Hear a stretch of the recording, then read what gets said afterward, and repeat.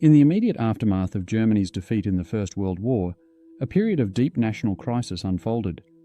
The country experienced economic collapse and political instability, which was combined with widespread resentment toward the Treaty of Versailles. This environment created the conditions that allowed a relatively new political party, known as the Nazis, to develop into a powerful cultural force.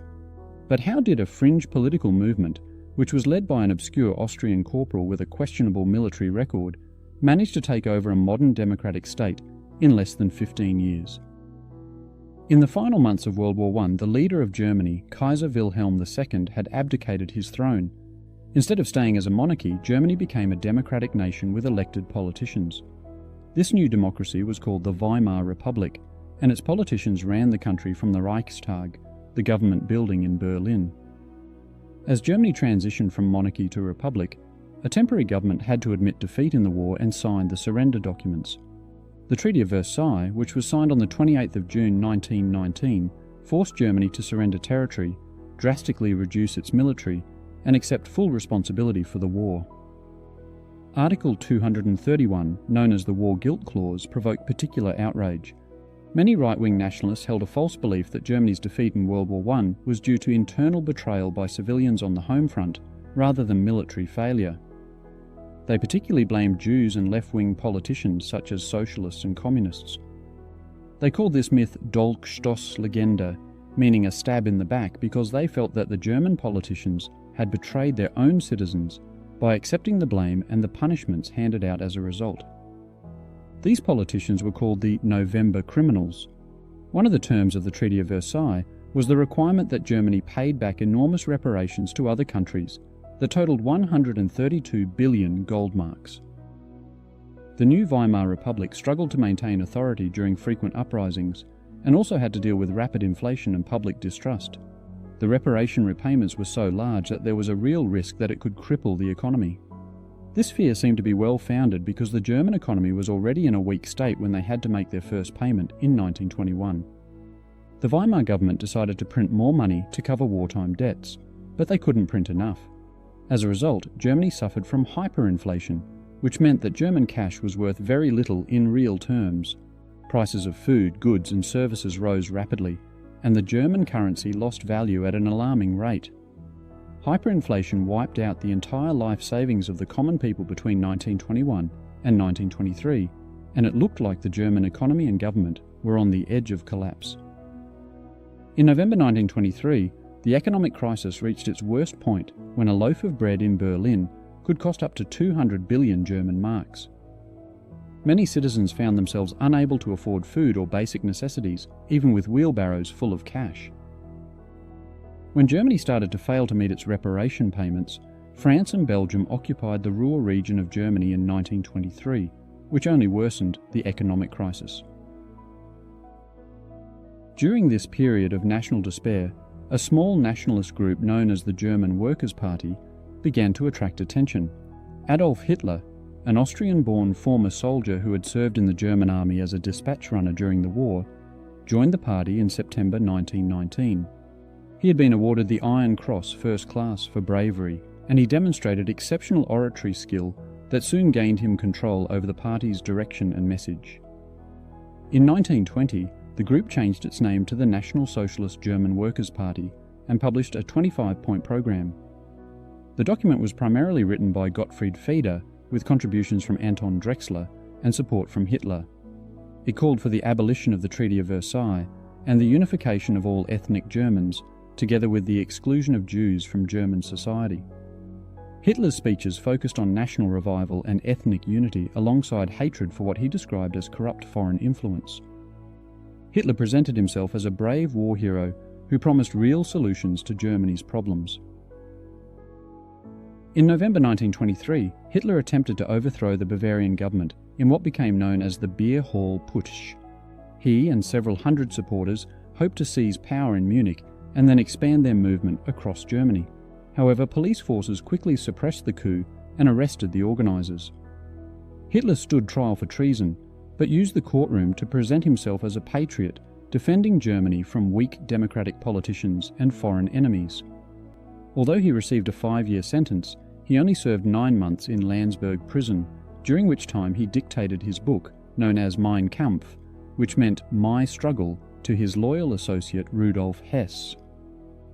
The book was published in 2 volumes in 1925 and 1926, and described his vision for a future Germany, which included the total removal of Jews and destruction of communism before aiming to conquer Eastern Europe for German settlers.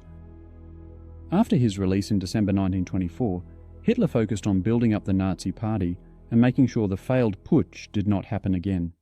He adopted a lawful approach based on challenging elections and building backing from the public through a mix of political messaging and rallies. Alongside this was violent street threats by the Sturmabteilung, known as the SA, the party's armed wing led by Ernst Röhm. By appealing to old-fashioned values combined with military pride and encouraging hatred of communists and Jews, the Nazis gained a following in rural areas and among angry war veterans. Also, part of this new strategy was the creation of a Nazi youth group called the Hitler Youth, which was started in 1926. However, the Weimar Republic entered a period of economic improvement between 1924 and 1929, supported by American loans and overseas investment under the Dawes Plan. As living standards improved, support for extremist parties declined, and in the 1928 election the Nazis received only 2.6% of the national vote. So, in the same year, a member of the Nazi Party named Joseph Goebbels was given the job of improving the Nazis' election campaigns, with a focus on getting middle-class Germans to vote for them. The situation changed sharply in late 1929, when the Wall Street crash in the United States caused a global financial crisis. As American banks withdrew their loans from Germany, businesses collapsed and unemployment soared. By 1932, more than 6 million Germans had lost their jobs, and the Weimar government failed to produce an effective response. Public confidence in democratic institutions declined, and extremist parties once again gained support. The Nazis offered clear targets to blame: Jews, communists, and foreign powers, and promised national unity as well as employment to restore national greatness. Hitler delivered his message more forcefully, appearing in every region of the country and using new technologies like radio and film to reach large audiences under the direction of Goebbels, who had now become the Nazi Party's chief propagandist. This seemed to work, as Nazi Party membership grew from around 100,000 to over 800,000 between 1928 and 1932. In the July 1932 election, the Nazi Party became the largest in the Reichstag, with 37.3% of the vote. However, President Paul von Hindenburg, an 84-year-old former field marshal revered as a national hero, distrusted Hitler and refused to appoint him Chancellor. In the November 1932 elections, the Nazis actually saw a 4% decline in their votes, down to 33%. As a result, many people breathed a sigh of relief that the popularity of Hitler was fading, and that he may not have been as much of a threat as Hindenburg had believed. Although still the largest party in the Reichstag, the Nazis failed to gain a majority, which left Hitler upset. At the same time, the Communists appeared to be gaining ground, a situation which alarmed conservative leaders like Hitler and Hindenburg. They both feared that a communist takeover could be disastrous for their interests. So, in January 1933, Franz von Papen, who had previously served as Chancellor, spoke privately to Hindenburg and offered a solution against the communist threat. Von Papen suggested that they appoint Hitler as Chancellor in order to use the Nazis' popularity with the people as a way of controlling the communists. Von Papen proposed a plan to limit Hitler's power by ensuring that non-Nazi conservative ministers would be put into key positions in the new government. Hindenburg reluctantly agreed to the arrangement. So, on the 30th of January 1933, Hindenburg formally appointed Hitler as Chancellor in a coalition government that included conservative nationalists. Von Papen was his Vice-Chancellor. Once in office, Hitler moved quickly to expand his power. After an arson attack on the Reichstag building on the 27th of February 1933, the government passed the Reichstag Fire Decree, which suspended civil liberties and authorised mass arrests of political opponents. In March, the Enabling Act gave Hitler the authority to pass laws without parliamentary consent. This effectively ended democratic rule in Germany, granting Hitler dictatorial powers. From this, the Nazis outlawed rival parties, banned trade unions, and created a totalitarian state loyal to Hitler's rule. During the March 1933 election campaign, they also used armed attacks and voter intimidation to weaken opposition. By the 14th of July 1933, the law against the formation of new parties had formally declared the Nazi Party the only legal political party in Germany. Although the Weimar Constitution technically remained in place, by the end of 1933 it had been rendered effectively useless. However, Hitler started to fear that some of his closest allies might turn on him. From June 30th to July 2nd, 1934, Hitler ordered the assassination of Ernst Röhm and other leaders of the Nazi paramilitary group, the SA, who had become a potential threat to Hitler's authority. This event became known as the Night of the Long Knives.